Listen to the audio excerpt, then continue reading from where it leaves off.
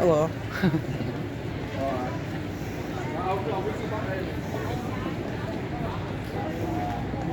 So for those that can recognise that, I'm here across the road from the Harris Museum in Preston. Really beautiful part of town, lovely tree lined, cooler than everywhere else in this heat wave, that's for sure. Amazing what trees can do. Anyway, I'm here because it's a really special day for someone we all got to know and love in the anti-fracking movement here locally, and that's Debs Whiteside. And Debs Whiteside has done an amazing thing. She's taken on this disused space in a prime position opposite the Harris Museum, and she's created a Preston Climate Emergency Centre.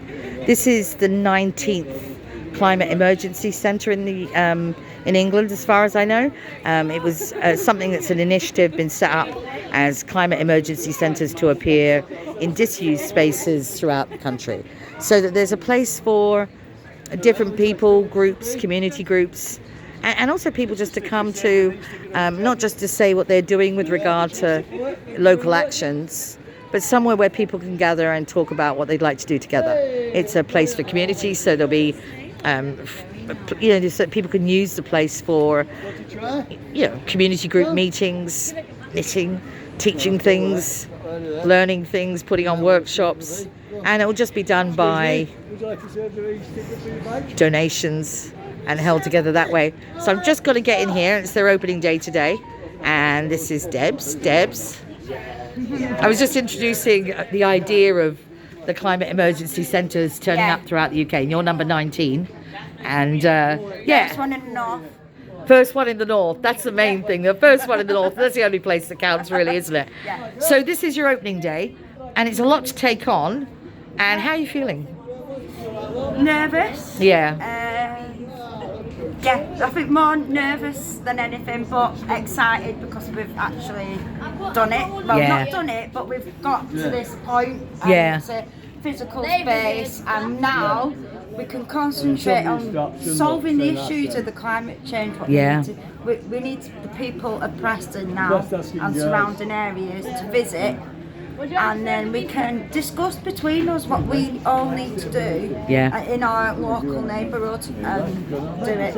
I certainly know for our group, for Nanas, we sometimes meet in community centres and places like that, but now I'd absolutely come here because we can just make a donation, use the space. The space is great. There's good meeting areas, seating areas, there's coffee and tea facilities, cinema area at the back with decent seating, and some storage upstairs so that if there were banners and things that we wanted to put, that would be great. So what do you, if it's successful, let's jump ahead a couple of weeks and say this is really successful. What does it look like to you when it's successful? When it's successful, there's people in here discussing the climate issues, and to be fully successful, we need to learn communities how to adapt and mitigate what the impacts of climate change are doing. We can't now go back, we can't make the planet cooler, I don't think, but we can change how we do things going forward. And we can make the world a better place for all these little people that are dotting around. Exactly.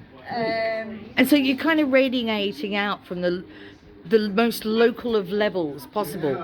Rather than saying the world needs to come up with a solution. Well, while they're busy doing that on a worldwide scale, people like you and certainly at least 18 others at a local level where they are trying to generate upwards too, like a pincer movement. Because we do have a good support from Preston City Council, but they're human like us, and they don't always know what to do. We don't always know what to do. So why are we not all working together as a country instead of being divided? Absolutely. And also that way that people who are campaigners like us and activists and things are portrayed as being outside of standardized society or acceptable, communities. But whereas we work with council, exactly. We are the community. The Nanas were the community. Frack-free Lancashire, frack-free Surrey, frack-free Somerset. All of those were just gatherings of people who were the community who was just seeking to protect itself. And that shows to me what can be done when people come together. Yeah. And none of us really need education in what the climate change is. We all know what it's doing. We can see it every single day on our televisions. It's not something that's in the future now. It's something that's here now. Yeah. And I think we've got, what, 7-8 years to solve it. And I think, certainly with the heat wave, with the dried up rivers. We've got droughts in this country. Never seen all across Europe. Spain is at risk of becoming a desert. And who would have thought that in our lifetime? It's beggars belief, really. But here we are, and we're the humans who've got to deal with it. And then there's the social side too. You know, I read the Fire Brigade Union this morning saying, at a time where we needed more than ever, and everything's been cut, and we're getting no help. And yet we're coming into a period now where the horrible underfunding of the last 12 years of government are becoming ever more evident just when we need this. You know, the wasted water through leaks and so on, the privatisation, all of that needs addressing. But, you know, it's so much of an overwhelm, and I think people are burned out, terrified, and don't know where to start. And I think that's why these centres can come in useful, because I do genuinely believe most people want to do something. Absolutely. But they just don't know what to do. Yeah, I agree entirely. And that is where hopefully we can help. Yeah. It's lovely just what I'm going to say. It's lovely watching local artists and musicians and campaigners just walking in, settling down. Part of it. The arts are a part of it. Absolutely. Absolutely, because they can show what we can't say. Yeah. And when you think about it, you know, we've just done a load of cutting of the arts funding for universities, the cutting of courses and so on. I know you just got your degree recently, didn't you? Yeah. So you've been in that establishment. Have you seen sort of within academic institutions, you know, is there the same sense of grief, concern and worry that we have like in campaigning groups and things for about... I think, like you clan, they do have a good ethos. Yeah. Yeah. They've got like the student union, and there's like they've got their environmental society, which I hope will be put down and using this space at some point. Excellent. Back in September. But it's like the council, look over there, the council buildings, and they've got the Harris there.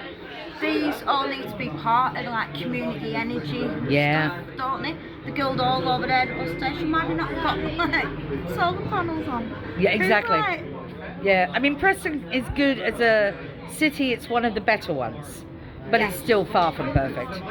Yeah. But it's like though, can we go back to fracking? Like, at the moment we've got 2 potential prime ministers, both who are saying they're in favour of fracking, and yet they've put a drought on for half of the country. So they want to use all the water that's left. Yeah. To frack. And it's 4 Olympic-sized pools. Wash the cars. Yeah. And people can't like water the fields and the farms.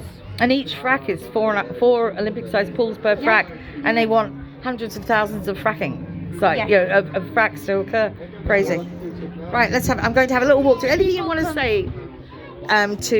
Sorry, carry on. That's all right. I was just going to say, just come down, have a cup of tea, and just see you can join the community really, and skill share. We can all share our skills and survive as a human. And everything. It's not just people who want to fight for climate. It's people who are doing that yarn bombing, crocheting, knitting, things that engage people, and just to have that conversation really. And every age group.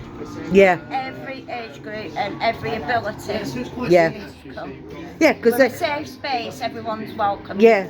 Not bothered who and certainly at Preston Road, we know that it was a matter of providing the opportunity for people to participate at any level they were comfortable with, from sitting across the road with a cup of coffee observing to diving in and getting involved. You know, this should be something for everyone, and hopefully if they come down and you meet up with Debbie, you're going to find out there is. Book. You don't have to put yourself in change. You don't have to do like sit in the middle of the road, No. come and learn a book and watch a movie. Yeah. That's all you need Yep. to do. Self-educate and share what you know. Yeah.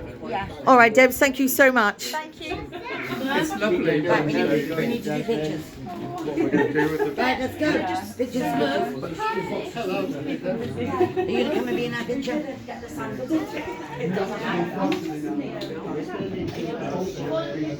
I love this space over here.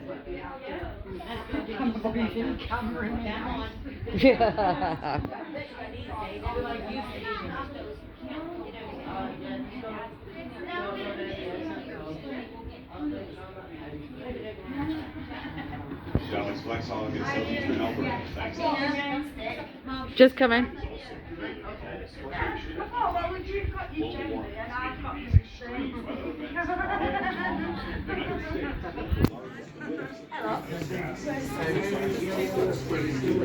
So just across the road from the Harris Museum in Preston, and you'll find Debs Whiteside and her family created the first climate emergency centre here in the north of England.